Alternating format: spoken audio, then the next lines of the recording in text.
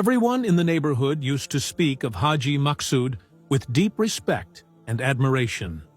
His name carried a weight of righteousness, kindness, and generosity. Wherever you went, people would praise his good character, and his reputation was like a fragrant breeze spreading through the hearts of everyone who knew him. As for me, I was not just another admirer. I considered him a role model. I used to observe him from a distance and wonder how one man could be so devoted to Allah and still so generous to his creation. But little did I know, Allah subhanahu wa ta'ala had written for him a conclusion to his life that no one could have imagined. A mysterious, shocking, and deeply unsettling ending that left everyone speechless and overwhelmed. It all began on a morning like any other. As I opened my eyes, I had no idea that this day would bring with it news so heavy that it would shake my heart to its core. The moment I heard what had happened, my soul trembled. The devastating news was about none other than Haji Maksud. We had all been eagerly waiting for him. It was the 29th of Ramadan, and like every year, Haji Maksud had entered itikaf in the mosque. It was his yearly tradition. On the night of Eid, he would distribute sweets among the neighbors to celebrate the completion of his Quran recitation and the blessings of itikaf. I too was waiting for that beautiful moment when his smiling face would appear with boxes of mithai and warmth in his voice. But that moment never came. Instead, a sudden announcement from the mosque loudspeaker changed everything. It struck us like lightning. The imam's voice was trembling as he declared that Haji Maksud had been found dead inside his tent, where he was performing itikaf. Dead? Just like that? Everyone was shocked beyond words. How could this happen? He was only 55 years old, relatively young and full of energy. He had performed Hajj 4 times. He was not known to be ill. In fact, just the night before, he had prayed Taraweeh with the congregation. He had seemed calm and focused, maybe a little quiet, but we thought he was lost in the remembrance of Allah. No one saw this coming. I couldn't hold myself back. I rushed toward the mosque with my heart racing. I wanted to see him one last time, to look at the face of the man I respected so dearly. But as I entered the mosque, something unexpected happened. A strange and foul smell filled the air. It was so strong, so unbearable that I froze in confusion. That's when the imam approached me and whispered with a troubled face, "My son, something very strange has happened. The smell is coming from Haji Maksud's tent. It's unbearable, even though he changed his clothes last night. We can't keep his body here much longer." His words shook me. How could this be? A man known for his righteousness. How could his body emit such a foul odor? If I hadn't smelled it myself, I would never have believed it. But the entire mosque was filled with that sickening smell, and it broke my heart to even think that a man like him could be disgraced after death in this way. I returned home in a daze and told my mother everything. Her eyes welled up with tears. "People are saying," she whispered, "that Haji Maksud must have committed a grave sin, that Allah has exposed him, removing the curtain from what was hidden behind his outward piety." But how could I believe that? We remembered his favors, how he helped us when no one else did. When my father died and our relatives turned their backs on us, it was Haji Maksud who paid for my mother's treatment and brought us food every month without fail. How could a man who helped the needy, fed the poor, and supported the sick end up in such a tragic way? The pain deepened when his own family refused to bathe his body. The smell was too much, and no one would even go near him. I looked at my mother and said, If no one is willing to do it, then I will. I consider it an honor. Whatever Allah has willed, He knows best. But we must not be among the ungrateful. She handed me some money to buy the necessary items for his shroud and burial, and I rushed to the mosque. The shroud was ready, but no one dared to come close to him. I turned to the Imam and said, "Let me wash him." He looked at me with a heavy heart and said, "I was waiting for someone like you. Maybe if he is washed, this smell will stop." Even the Imam seemed frustrated, as if he held a silent grudge against Haji Maksud, and that made me feel even more sorrow. But the moment I began washing him, something inside me shifted. Doubts began to fill my heart, even though I never liked judging others. Then, suddenly, 2 women from his household came and requested his shirt. "We want to take it home," they said. The moment I lifted the shirt, my world collapsed. It was as if Allah Himself unveiled a secret right before my eyes. I understood everything. I won't say what I saw, but I locked my lips and said to myself, "Let Allah's justice prevail." After washing him, we placed him on the wooden board. But then something terrifying happened. His body became extremely heavy. So heavy that I, a young but healthy boy, could not even move him an inch. I tried and tried. Nothing. It was like he was chained to the earth. I ran to the Imam. He was shocked. "I always felt something wasn't right about him," he said. "But I never thought Allah would disgrace him like this." The story spread fast. Everyone in the town heard that Haji Maksud's body had become unbearably heavy. The Imam called 10 strong young men, weightlifters, but even they couldn't move his body, not even an inch. People were stunned. The Imam said, "We must beg Allah for His mercy." Everyone raised their hands and prayed, and miraculously the body became light again, so light that 2 men could carry it with ease. People praised the Imam, but I couldn't stop thinking about that shirt. I couldn't take my eyes off the coffin. I wanted to scream and tell the world the truth, but who would believe a poor, unknown boy like me? Then, just when we began to move the coffin to the graveyard, the weight returned. Again, no one could lift it. People began whispering, "Burn the body. Let's end this disgrace."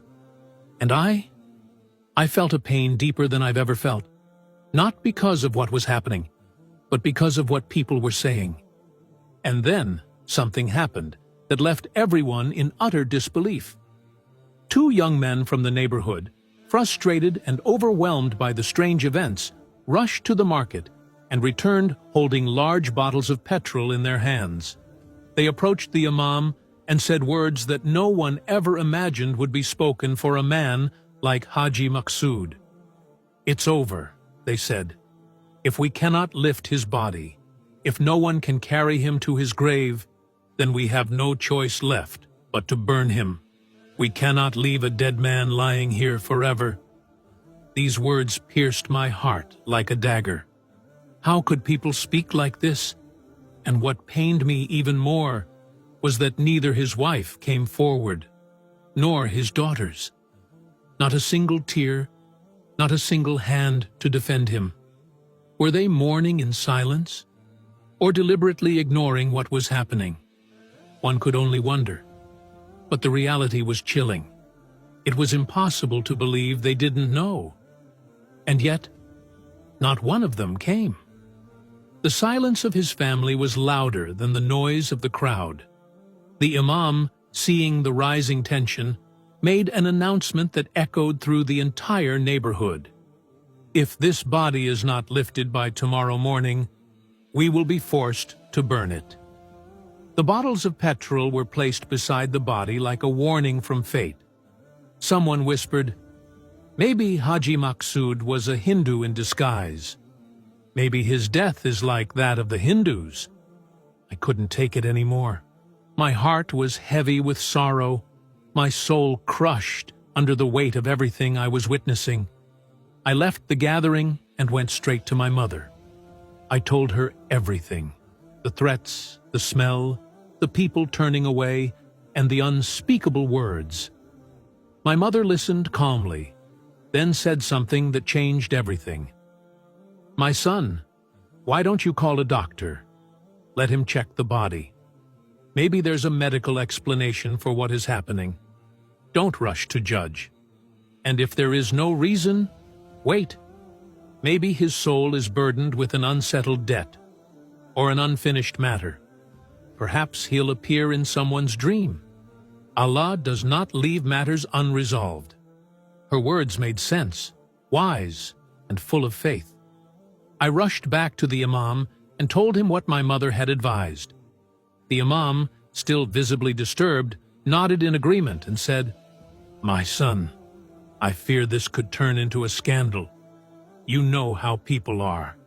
Such matters spread faster than fire in a dry forest. Especially when a bad smell comes from a body, people lose their minds. They don't think twice before trampling over someone's dignity, even in death." He paused, then added, "I don't want to see this turn into a disgrace, but I also can't control the emotions of the people." We agreed to call a doctor.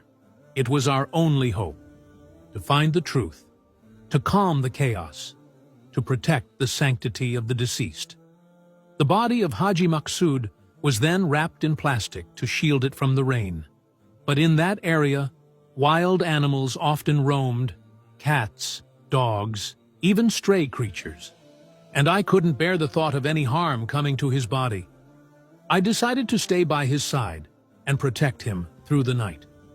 My mother didn't stop me, and by Allah, I sat there until 3 a.m., eyes open, heart trembling, body cold.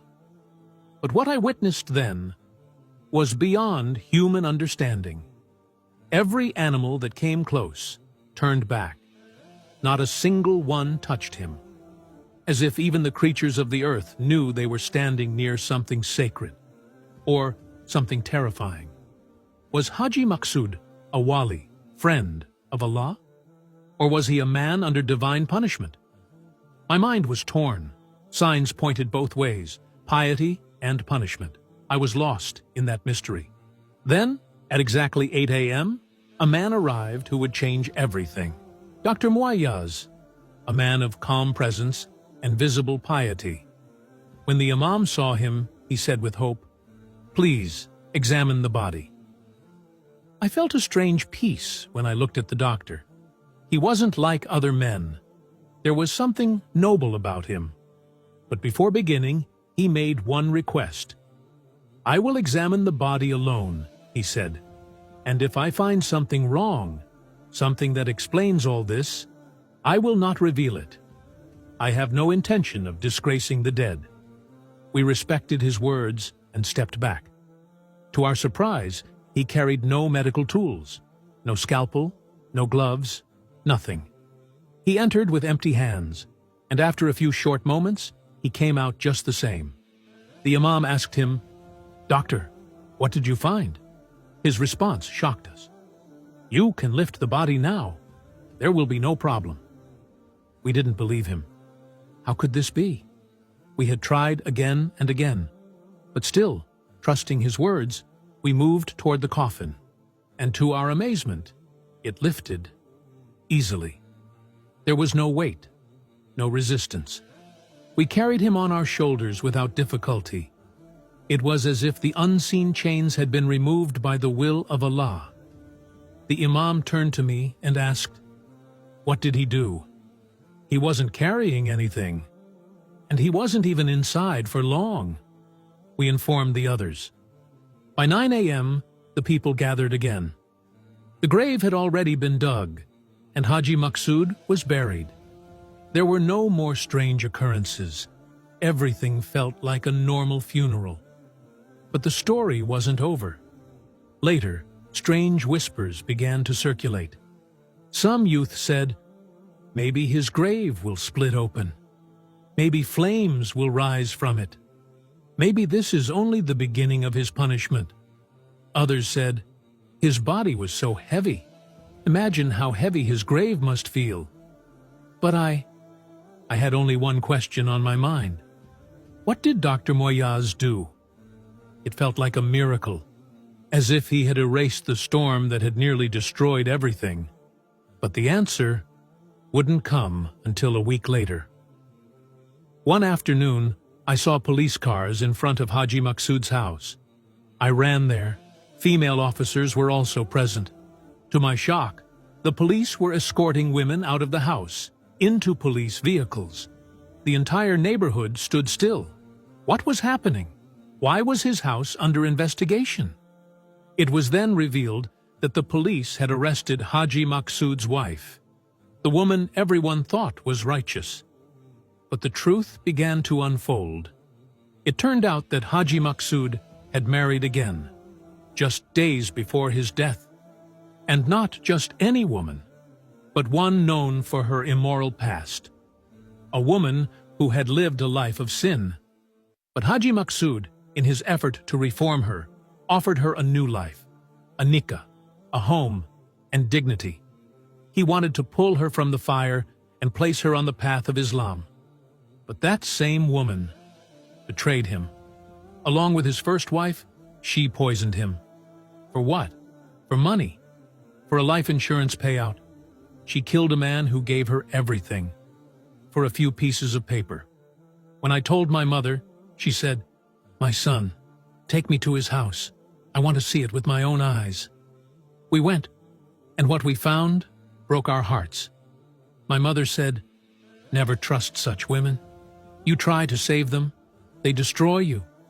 You forgive them, they curse you." And then she told me the final truth.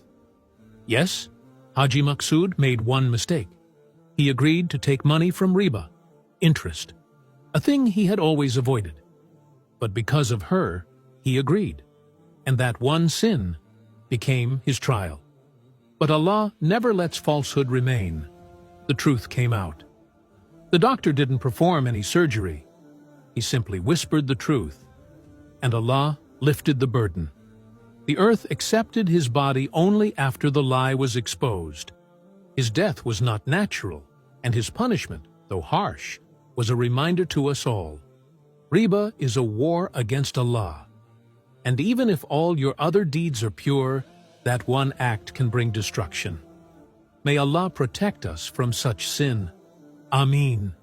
If this story touched your heart, then let it be a reminder of how the unseen wisdom of Allah unfolds in ways we cannot imagine. Don't forget to like this video if it moved you. Share your reflections in the comments so others may benefit too. And subscribe to Miracle of Islam for more soul-stirring, true Islamic stories that awaken faith and deepen understanding. May Allah keep our hearts guided, our intentions pure, and our ends honorable. Jazakallah khair for your time and attention. Until we meet again in the next episode, inshallah. May peace, mercy, and blessings be upon you. Fi amanillah.